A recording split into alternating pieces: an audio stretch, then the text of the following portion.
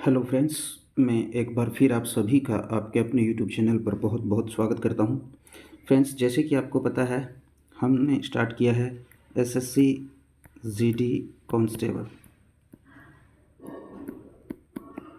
SSC GD constable का जो previous year questions paper है, हम उनको सॉल्व कर रहे हैं। और इस कड़ी में हम आपके लिए आज इंग्लिश का एक प्रीवियस ईयर क्वेश्चन पेपर लेके आए हैं, जो कि हुआ था 1/12/2021 को, शिफ्ट 2। तो इसके आज हम 25 क्वेश्चन जो हैं वो सोल्व करने वाले हैं। तो फ्रेंड्स, देरी ना करते हुए चलिए शुरू करते हैं आज की क्लास। और आज का हमारा जो फर्स्ट क्वेश्चन है वो है select the most appropriate option to fill in the blank. हमें फिल इन द ब्लैंक्स दिया गया है, उसके अंदर हमें मोस्ट अप्रोप्रिएट ऑप्शन है उसको चूज़ करके फिलअप करना है। द हैवी रेन अफेक्टेड, तो जो हैवी रेन है उसने अफेक्ट किया है, मतलब प्रभावित किया है। क्या किया है? प्रभावित किया है किसी चीज़ को। सो मच, इतना ज़्यादा, that we could not proceed further, कि हम आगे नहीं बढ़ पाए हैं। जो हैवी रेन हुई है उससे कोई चीज़ इतनी प्रभावित हुई है कि वो आगे ही नहीं बढ़ पाए है। अब देखिए, हैवी रेन से क्या प्रभावित होगा? सबसे पहले है डिस्टेंस। डिस्टेंस होती है दूरी। हैवी रेन से दूरी इफेक्टेड नहीं होगी। उसके बाद है विजिबिलिटी। विजिबिलिटी क्या होता है? सामने जो हमारी देखने की क्षमता होती है उसको हम बोलते हैं विजिबिलिटी, या जहाँ तक हम देख पाते हैं उसको बोलते हैं विजिबिलिटी। अब बहुत ज़्यादा बारिश हो रही है भारी, तो आगे रास्ते में कुछ दिखाई नहीं देगा, तो ये हो सकता है। उसके बाद है सीन। सीन क्या होता है? सीन होते हैं दृश्य। आसपास के जो दृश्य हैं वो सेम ही रहते हैं। भारी बारिश के कारण अब ऐसा तो है नहीं, पहले वहाँ पेड़ पौधे थे वो एकदम से वहाँ पे साफ हो जाएंगे, हो सकता है थोड़ा बहुत टूट जाए, लेकिन इतने ज़्यादा इफेक्टेड नहीं होंगे कि आपको आगे ना जाने दे।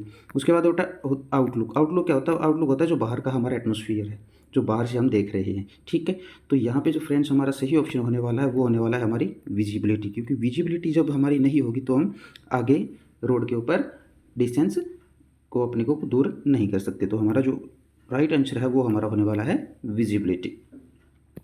Okay, let's move to next question. And next question is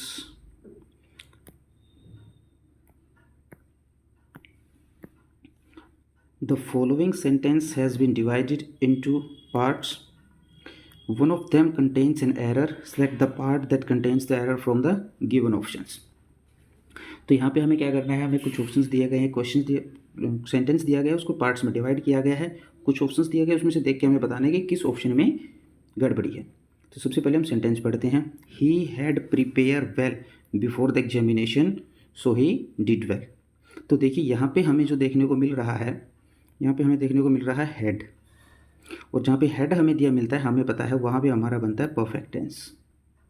अब हेड दिया हुआ है तो हमारा यहाँ पे बन रहा है पास्ट परफेक्ट टेंस।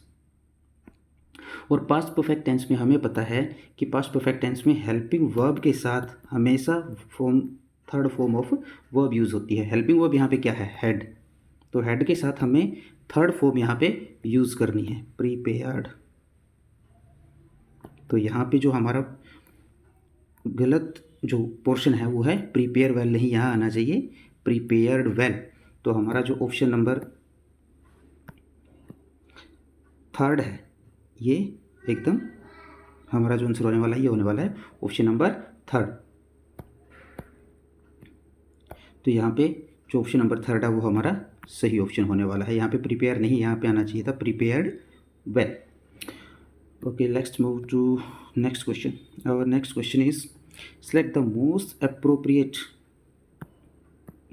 synonym. देखिए, synonym क्या होता है? synonym का मतलब होता है same meaning.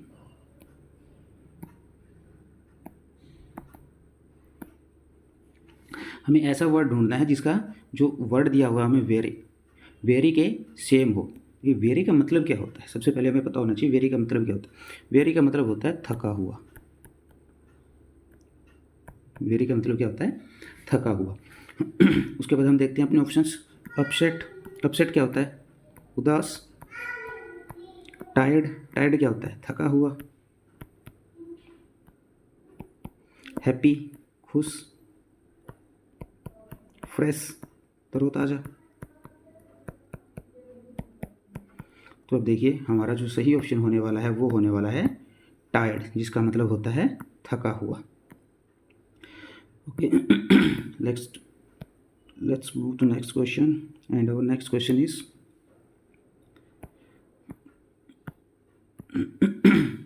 Select the option that can be use as one word substitute for the given group of words. देखिए हमें यहाँ पे ग्रुप ऑफ वर्ड्स दिया गया है, इसके लिए हमें वन वर्ड सब्सटीट्यूशन चूज़ करना है। तो सबसे पहले हमें पता होना चाहिए दिया क्या हुआ, मूव फास्टर। मूव फास्टर का मतलब होता है तेज चलना, तेज चलना या तेज चलाना, किसी चीज़ को फास्ट मूव करना। ठीक है, उसके बाद देखते हैं ऑप्शंस। सबसे पहले एक्सेलरेट। एक्सेलरेट क्या होता है? एक्सेलरेट होता है किसी को बहुत ज़्यादा हैप्पी करना, to feel someone very happy. Accelerate, accelerate क्या होता है? एक्सेलरेट का मतलब होता है to move anything faster, move something faster, किसी चीज़ को तेज़ी से चला लेना। जैसे हम गाड़ी वगैरह चलाते हैं तो उसमें एक्सेलरेट करते हैं ना, एक्सेलरेट करने का मतलब क्या, किसी चीज़ को तेज़ी से चलाने लगना। उसके बाद है एब्डिकेट। एब्डिकेट क्या होता है? एब्डिकेट का मतलब होता है, अगर हम हिंदी मीनिंग देखते हैं, इसका मतलब होता है त्याग करना। एब्डिकेट का मतलब क्या होता है? त्याग करना। उसके बाद है एब्निगेट। एब्निगेट का मतलब क्या है? एब्निगेट का मतलब होता है रिजेक्ट करना। एब्निगेट का मतलब क्या होता है? रिजेक्ट करना। तो हमारा यहाँ पे जो सही ऑप्शन होने वाला है वो हमारा होने वाला है accelerate.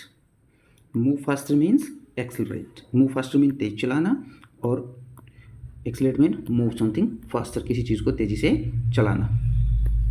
Okay friends, let's move to our next question, and our next question is select the most appropriate meaning of the given item।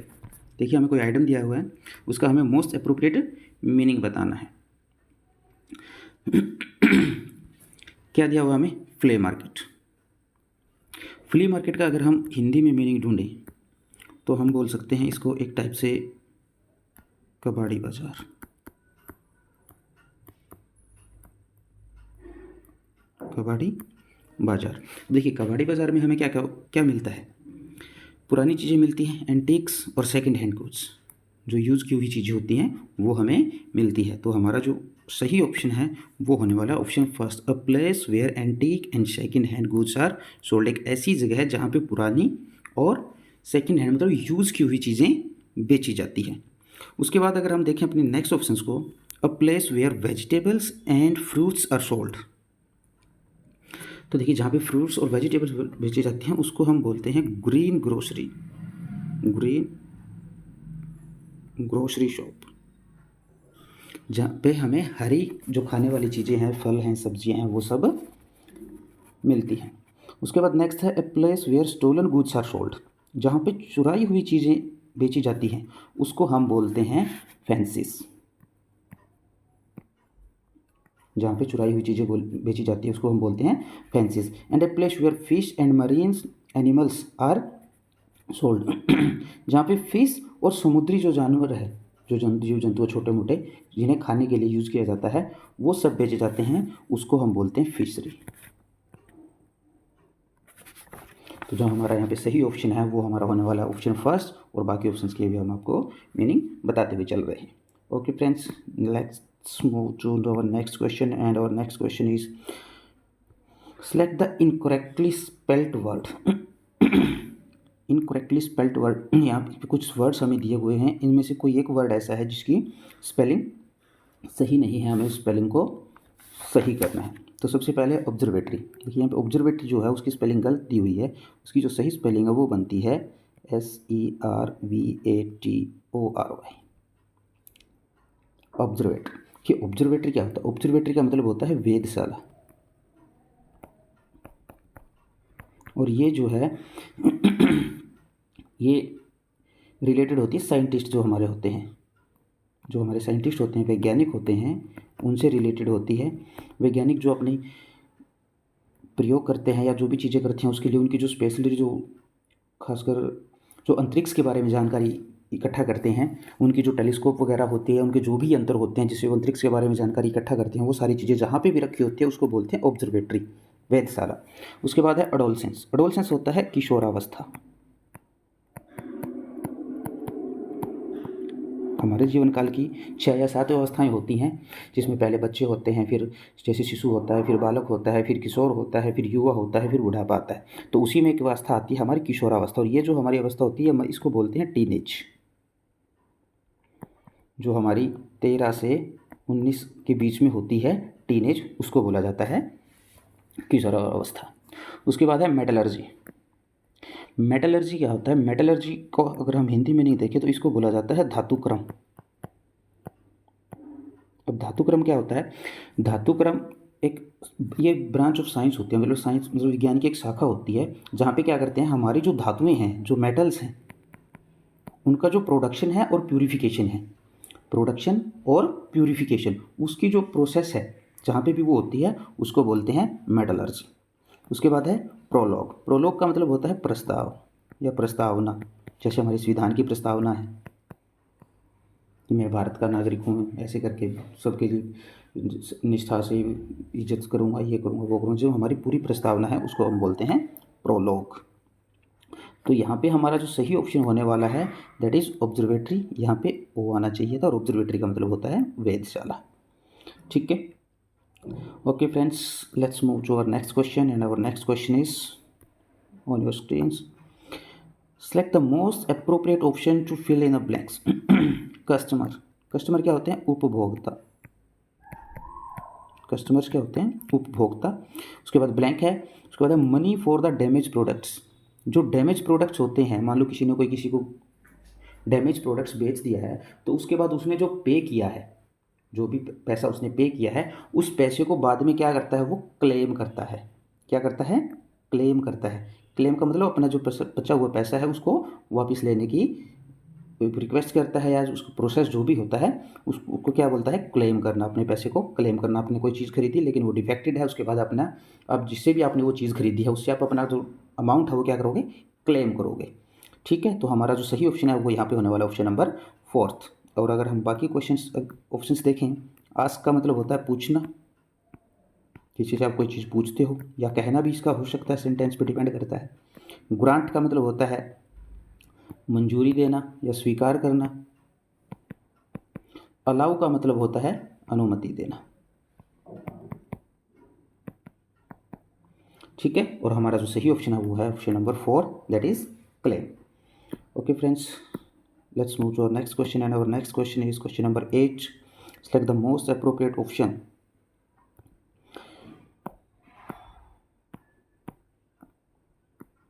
Select the most appropriate option that can substitute the underline segment. यहाँ पे एक underline segment दिया गया है उसके लिए हमें देखना है कि उसमें कोई अगर कुछ गड़बड़ है तो वो क्या गड़बड़ है, किस ऑप्शन में गड़बड़ है, और अगर वहाँ पे कोई सब्स्टिट्यूट की ज़रूरत नहीं है तो हमें जो चूज़ करना है वो करना है नो सब्स्टिट्यूट रिक्वायर्ड। तो यहाँ पे जो हमारा सेंटेंस है that is she told him don't touch her back. देखिए ये जो है ये पैसिव वॉइस है, सॉरी, हाँ पैसिव वॉइस है, सॉरी, ये नरेशन से रिलेटेड है, डायरेक्ट इनडायरेक्ट, डायरेक्ट इनडायरेक्ट। तो यहाँ पे ये जो हमारा है ये इनडायरेक्ट है, और इनडायरेक्ट में आप सेम टू सेम चीज़ यूज़, जो सामने वाले ने बात बोली है उसको सेम टू सेम यूज़ नहीं करते, उसको थोड़ा सा फेरबदल करके करते हैं। और यहाँ पे जो पोर्शन है डोंट टच की यहाँ पे आएगा not to touch. She told him, उसने बोला don't touch her, not to touch her bag, अपने बैग को ना छूने के लिए। तो यहाँ पे हमारा जो सही ऑप्शन है वो होने वाला option number 2, not to touch.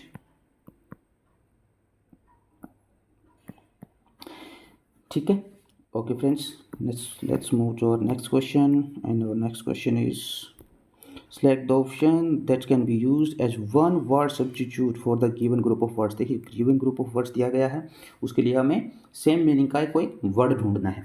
तो देखिए अब पार्टनर इन क्राइम, अब पार्टनर इन क्राइम क्या होता है? एक ऐसा साथी जो आपका अपराध करने में साथ दे। ठीक है, तो इसके लिए हमारे पास जो सही ऑप्शन है दैट इज ऑप्शन नंबर 1, अकम्प्लाइज। अकम्प्लाइज कौन होता है? अकम्प्लाइज होता है एक ऐसा बंदा जो आपको किसी गलत काम करते हुए आपके साथ दे। आप कोई गलत काम कर रहे हो उसमें आपका साथ दे, वो होता है अकम्प्लाइज। उसके बाद अगर हम देखें हमारे नेक्स्ट ऑप्शन की तरफ, तो हमारा जो नेक्स्ट ऑप्शन है फॉलोवर। फॉलोवर का मतलब होता है अनुयायी, जो किसी एक बंदे को या किसी एक स्पेसिफिक चीज़ को फॉलो करे, उसके पीछे पीछे चले, जैसे कुछ भी कहे। जैसे आजकल हमारे आपने देखा होगा जैसे मंदिर या बाबाजी होते हैं या गुरुजी होते हैं, उनके फॉलोवर होते हैं, जैसे वो बोलते जाते हैं वैसे वैसे वो करते चले जाते हैं, उसको बोलते हैं फॉलोवर। उसके बाद है ओपोनेंट। ओपोनेंट क्या होता है? ओपोनेंट होते हैं प्रतिद्वंदी। प्रतिद्वंदी क्या होते हैं? ये compete करते हैं एक दूसरे के साथ, एक दूसरे को हराने के लिए। जैसे आजकल क्रिकेट वर्ल्ड कप चल रहा है, तो उसमें जब 2 मैच होता है वो 2 टीमों के बीच होता है, और वो दोनों ही टीमें आपस में क्या होती हैं? अपोनेंट होती है। वो एक दूसरे के खिलाफ स्ट्रगल करती हैं, फाइट करती हैं एक दूसरे से जीतने के लिए। उसके बाद है कंपेनियन। कंपेनियन क्या होता है? कंपेनियन होता है सहपाठी, आपका खास दोस्त, जिसके साथ आप अपना मोस्टली टाइम बिताते हैं, काफ़ी टाइम आप उसके साथ साथ में रहते हैं, जाते हैं, आते जाते, जहाँ भी जाते हैं, मतलब मोस्टली आप जो आपके साथ रहते हैं, जिसको आप एक भाषा में बोल सकते हैं बेस्ट फ्रेंड। आपका जो बेस्ट फ्रेंड होता है वो होता है आपका कंपेनियन। ठीक है, उसके बाद चलते हैं नेक्स्ट क्वेश्चन पे। And our next question is select the most appropriate antonym. Antonym क्या होता है? Opposite meaning. Opposite meaning. तो यहाँ पे देखिए, यहाँ पे हमारे जो वर्ड दिया गया है वो है स्टेबल। स्टेबल क्या होता है? स्टेबल होता है स्थिर, जो एक जगह पे स्थिर है, हिले डुले ना। तो हमें ढूंढना है कि इसका जो बिल्कुल अपोजिट है वो क्या होगा? अस्थिर, जो हिलता डुलता रहता है। और इसके लिए अगर हम पहला ऑप्शन देखें, हमारे पास फर्स्ट ऑप्शन है फिक्स। फिक्स क्या होता है? जो एक जगह पे बिल्कुल फिक्स है, स्थिर है। ये बिल्कुल सेम टू सेम मीनिंग है इसका। उसके बाद है स्टडी। स्टडी क्या होता है? नियमित, रेगुलर। रेगुलर कोई चीज़ है उसको बोलते हैं स्टेडी। उसके बाद है शेकी। शेकी क्या होता है? जो हिलता डुलता रहता है, जिसको हम बोलते हैं अस्थिर। और यही हम ढूंढ रहे थे। उसके बाद है सिक्योर। सिक्योर क्या होता है? सुरक्षित। कोई चीज़ बिल्कुल सुरक्षित है उसको हम बोलते हैं सिक्योर है। तो हमारा जो सही ऑप्शन यहाँ पे होने वाला है that is option number 3, shaky. Stable होता है स्थिर, जो एक जगह से ना हिले डुले, और शेकी होता है अस्थिर, जो एक जगह पे ना टिका रहे। Okay friends, let's move to our next question, and our next question is select the incorrectly spelled word। तो यहाँ पे हमें incorrectly spelled word को ढूंढना है। सबसे पहले है हमारे पास ऑर्किड। ऑर्किड क्या होता है? ऑर्किड होता है piece of land planted with fruits tree. जो हमारे फ्रूट्स ट्री होते हैं, जिसको हम बोलते हैं, अब एक टाइप से बगीचा बोल सकते हो। बगीचा कौन सा? जिसके अंदर सिर्फ फ्रूट्स ट्री हो, जिसके अंदर सिर्फ फ्रूट्स ट्री हो, उसको बोलते हैं ऑर्किड। उसके बाद है आर्चरी। आर्चरी की जो स्पेलिंग है यहाँ पे उसमें थोड़ी सी मिस्टेक है। इसका जो सही स्पेलिंग बनता है वो बनेगी ARCHERY। आर्चरी होता है तीर अंदाजी। तीर अंदाजी, जैसे आपने देखा तीर आर्चरी एक गेम भी है जो ओलंपिक्स में भी है, और हर तरीके से गेम में खेला जाता है। इसमें धनुष और बाण का यूज होता है, धनुष और तीर का यूज होता है, और तीर से जो टारगेट है उसको हिट किया जाता है, उसको बोला जाता है आर्चरी। उसके बाद है मोनार्क। मोनार्क क्या होता है? मोनार्क होता है किंग, जिसको हम बोल सकते हैं हेड ऑफ स्टेट, जिसको हम बोल सकते हैं हेड ऑफ स्टेट होता है मोनार्क। उसके बाद है अनार्की। अनार्की क्या होती है? अनार्की को हम बोलते हैं अराजकता। हिंदी में जो इसका सही मीनिंग होता है एग्जैक्ट वो होता है अराजकता। अराजकता कब होती है? जब या तो गवर्नमेंट काम ना कर रही हो, मतलब गवर्नमेंट भंग हो गई हो, किसी की गवर्नमेंट टूट गई हो, या फिर जो गवर्नमेंट है वो किसी चीज़ के ऊपर ध्यान ना दे, अफरा तफरी मची हुई, कोई लॉ एंड ऑर्डर फॉलो नहीं हो रहा है, जिसका जो मन कर रहा है वो कर रहा है, जिसका जो जहाँ मन कर रहा है वहाँ जा रहा है, किसी चीज़ के ऊपर किसी का कोई भी कंट्रोल नहीं है, तो वो जो सिचुएशन होती है वो होती है अनार्की, जिसको हम बोलते हैं अराजकता। ओके फ्रेंड्स, तो हमारा यहाँ पे जो सही ऑप्शन है that is option second, archery. इसकी जो स्पेलिंग है यहाँ पे एक ही जगह आना चाहिए था, ई। ठीक है, उसके बाद let's move to our next question, and our next question is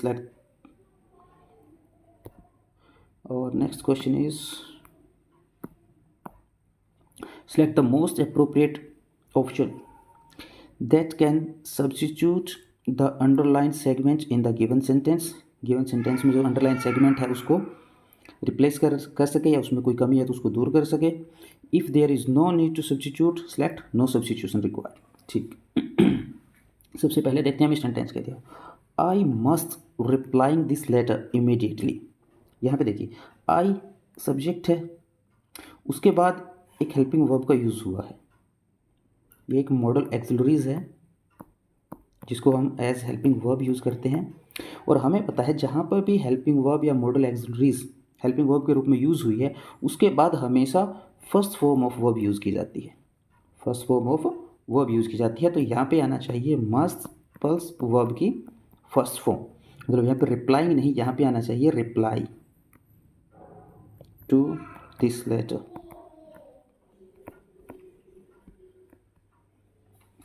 reply to this letter, तो यहाँ पे हमारा जो सही ऑप्शन होने वाला है that is option number 3, reply to this letter. Must क्या एक मॉडल एक्सिलरीज है, और मॉडल एक्सिलरीज के बाद हमेशा first form of verb use की जाती है। ठीक है, okay friends, let's move to our next question, and our next question is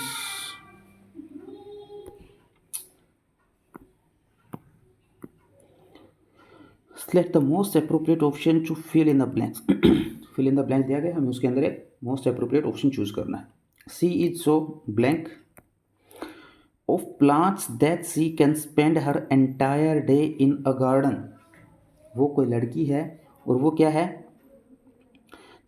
शौकीन है किसकी, प्लांट्स की। कितनी शौकीन है कि वो अपना पूरा जो दिन है वो क्या कर सकती है, उसमें जो गार्डन है उसमें बिता सकती है। और जब आप किसी चीज़ के प्रति इतना लगाव रखते हैं, उस चीज़ के इतने शौकीन होते हैं, तो वहाँ पे यूज़ होती है टर्म फॉन्ड। क्या टर्म यूज़ होती है, फॉन्ड। तो यहाँ पे जो हमारा सही ऑप्शन है that is fond. She is so fond of plants, वो प्लांट्स की इतनी ज़्यादा शौकीन है या उसको प्लांट्स में इतनी ज़्यादा रुचि है कि वो अपना पूरा दिन जो है गार्डन में स्पेंड कर सकती है। ठीक है, उसके बाद अगर हम नेक्स्ट ऑप्शन, बाकी जो ऑप्शन उनको देखें, लविंग क्या होता है, प्यारा होता है। अटैच्ड क्या होता है, आपका दिल किसी चीज़ से लगा हुआ है, कोई चीज़ आपको बहुत प्यारी है, आप उसके प्रति अटैच्ड हैं। इंटरेस्ट क्या होता है, आपका किसी चीज़ के अंदर आपकी रुचि होना। ठीक है, दैट इज दिस। लगभग लगभग सारे सब सेम मीनिंग है, लेकिन हमें यहाँ पे क्या करना है, मोस्ट अप्रोप्रिएट यूज़ करना है, और मोस्ट अप्रोप्रिएट हमारे यहाँ पे क्या है, फॉन्ट।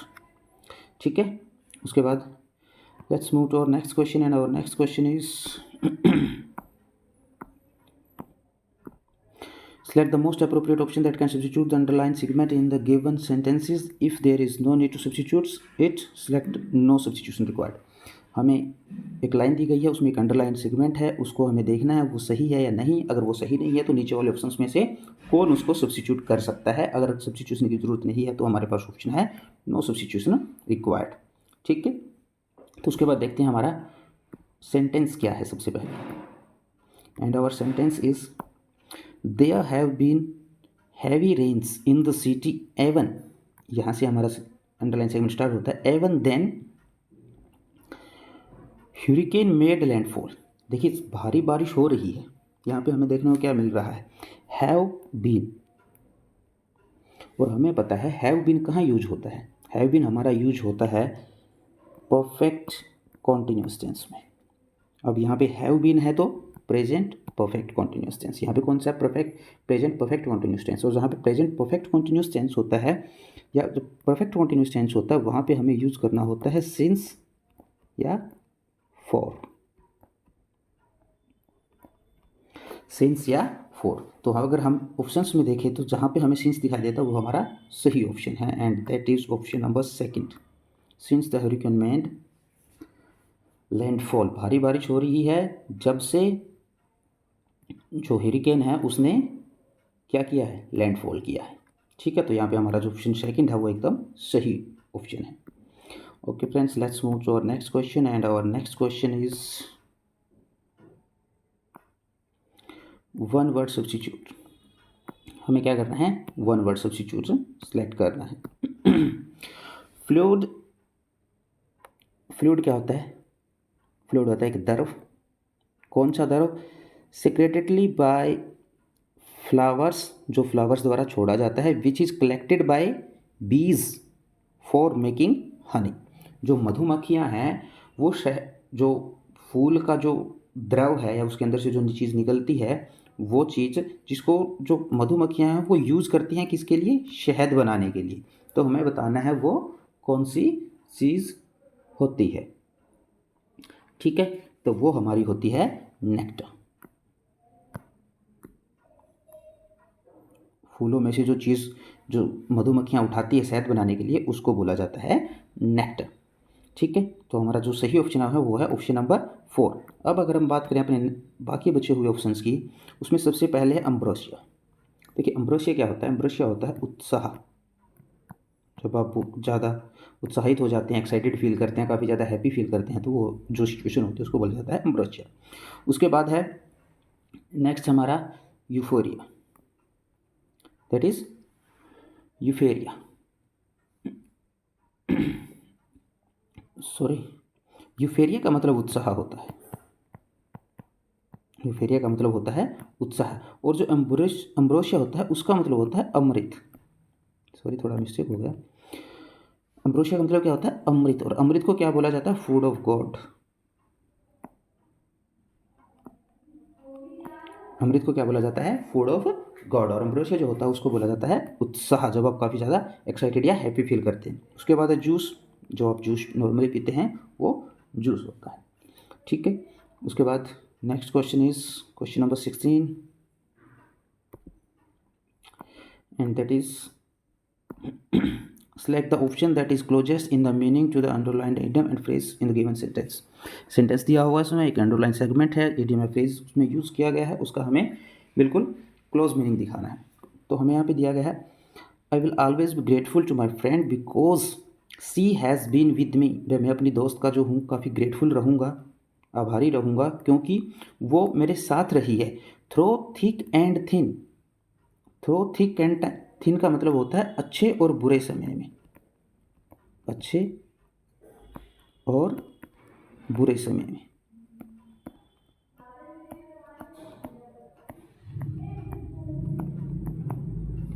अच्छे और बुरे समय में। तो यहाँ पे हमें देखना है कि हमें कौन सा सेगमेंट ऐसा है जो ये सेंस दे रहा है। सबसे पहले है in your on place and other place, आपकी अपनी जगह और दूसरी जगह।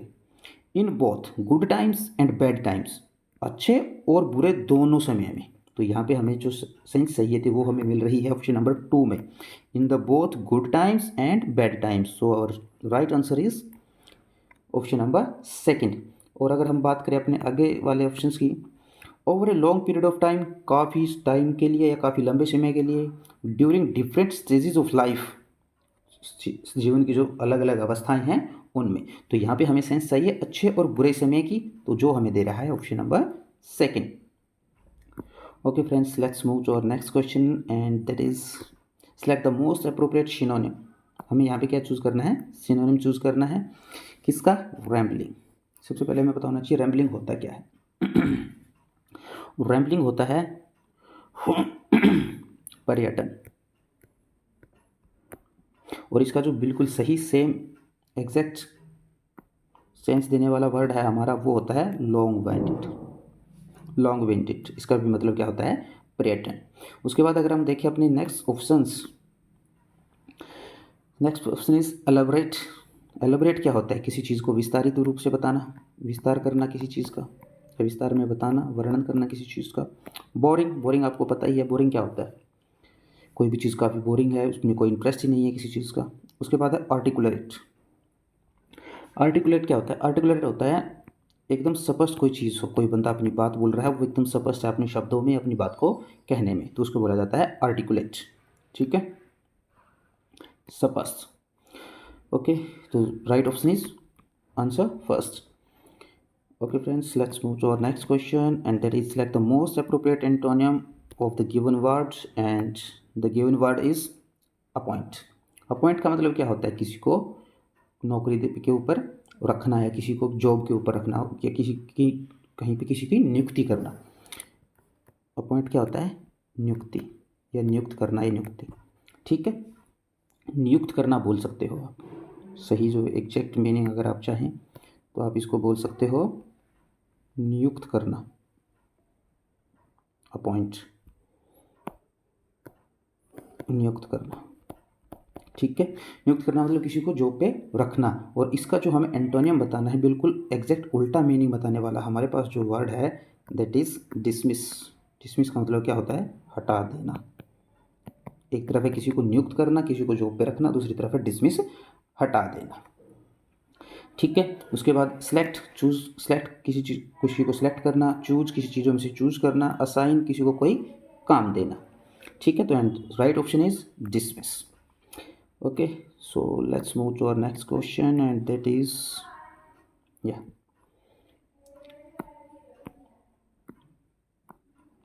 The following sentence has been split into 4 segments. Identify the segment that contains a grammatical error. हमें यहाँ पे grammatical error चूज करना है। John wanted to know. John जानना चाहता है। If will John come to the college in the evening? क्या John जो है शाम को आएगा कि नहीं आएगा? तो फ्रेंड्स यहाँ पे हमें जो सही ऑप्शन चूज करना है, John wanted to know if will John come to the college in the evening. यहाँ पे अगर हम देख रहे हैं तो ये हमें देखने को मिल रहा है इनडायरेक्ट सेंटेंस, और इनडायरेक्ट सेंटेंस में हम सेम टू सेम चीज़ को यूज़ नहीं करते हैं। और तो यहाँ पे हमारा जो सही ऑप्शन रॉन्ग है, that is if will John. If will John, यहाँ पे क्या हो रहा है, देखिए जॉन हमारा यहाँ पे सब्जेक्ट, और सब्जेक्ट से पहले यहाँ पे क्या यूज़ हो रही है, हेल्पिंग वर्ब। सब्जेक्ट से पहले यहाँ पे क्या यूज़ हो रही है, हेल्पिंग वर्ब। क्या यहाँ पे कोई इंटरोगेटिव सेंटेंस यूज़ हो रहा है, नहीं हो रहा है। अगर इंटरोगेटिव सेंटेंस यूज़ नहीं हो रहा है तो हमें पहले क्या यूज़ करना है, सब्जेक्ट एंड उसके बाद हेल्पिंग वर्ब। सो हमारा जो गलत जो पोर्शन है that is we if will John, option number 4th। Okay, let's move to our next question and that is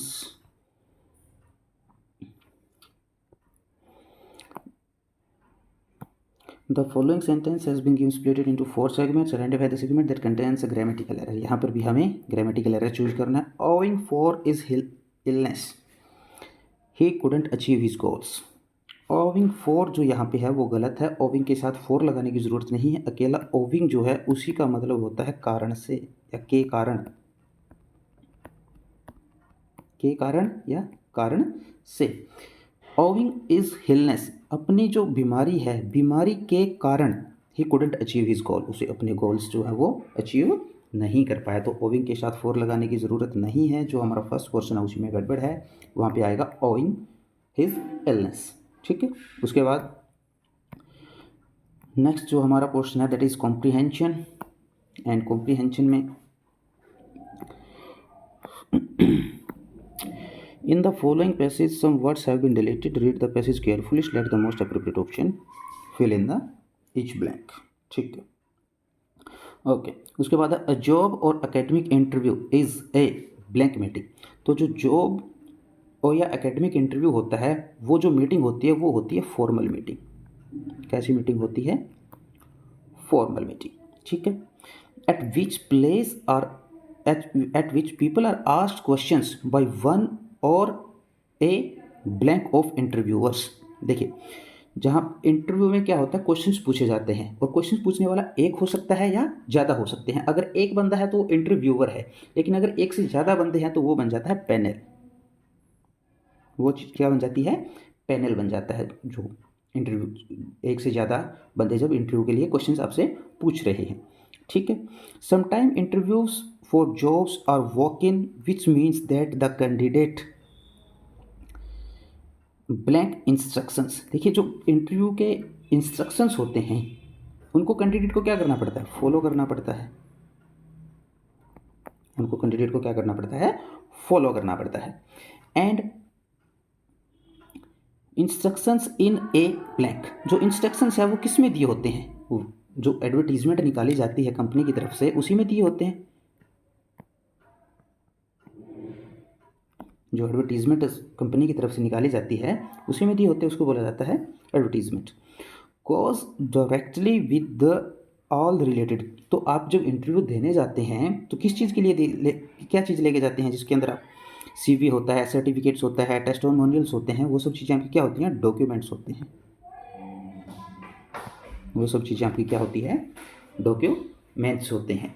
ठीक है, तो अब इसके नीचे जो क्वेश्चंस है हम उसमें ऑप्शंस के थ्रू इसको थोड़ा सा देख लेते हैं। फर्स्ट में आपको पता है जो इंटरव्यू जो मीटिंग होती है वो कैसी होती है, फॉर्मल। ठीक है, उसके बाद जो इंटरव्यूअर होते हैं, जब एक से ज़्यादा वो बन जाते हैं, वो बन जाती है पैनल। ठीक है, उसके बाद 23 में है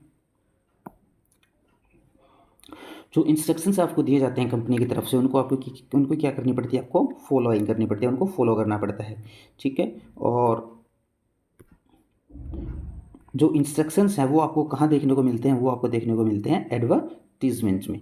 ठीक है, और उसके बाद है लास्ट क्वेश्चन, एंड उसमें है जो आप सारी चीज़ें आपकी लेके जाते हो, जिसमें आपका सीवी होता है, आपके टेस्टिमोनियल्स होते हैं, जो आपको कुछ भी चीज़ होती है, उन सबको क्या बोला जाता है, डॉक्यूमेंट्स। ठीक है, तो फ्रेंड्स ये थे आज की 25 क्वेश्चंस। आशा करते हैं आपको सारे क्वेश्चन अच्छे से समझ में आए होंगे, सारे ऑप्शंस के बारे में आपको अच्छे से जानकारी मिली होगी। ऐसी ही वीडियोस हम आपके लिए लगातार लेके आते रहेंगे। हमारी कोशिश रहेगी कि जितने भी प्रीवियस क्वेश्चंस पेपर्स हैं उसमें जो इंग्लिश का पोर्शन है वो सारे क्वेश्चन हम आपको आपका जो पेपर है फरवरी और मार्च में, उससे पहले सारे के सारे सॉल्व करवा दें। तो मिलते हैं आपसे नेक्स्ट वीडियो में। तब तक आप वीडियो को लाइक करें, चैनल को सब्सक्राइब करें, अपने सभी फ्रेंड्स के साथ शेयर करें जो भी किसी भी कम्पिटिटिव एग्जाम की तैयारी कर रहे हैं, क्योंकि इंग्लिश का जो पोर्शन है सभी कम्पिटिटिव एग्जाम में लगभग सेम सा ही क्वेश्चंस होते हैं, बस थोड़ी सी क्वेश्चंस की जो डेप्थ है वो थोड़ी सी ज़्यादा बढ़ जाती है। तो हर किसी को ये क्वेश्चंस काम में आने वाले हैं, तो आप सभी के साथ शेयर करें, वीडियो को लाइक करें, चैनल को ज़्यादा से ज़्यादा सब्सक्राइब करें। तो मिलते हैं आपसे नेक्स्ट वीडियो में, तब तक के लिए थैंक यू।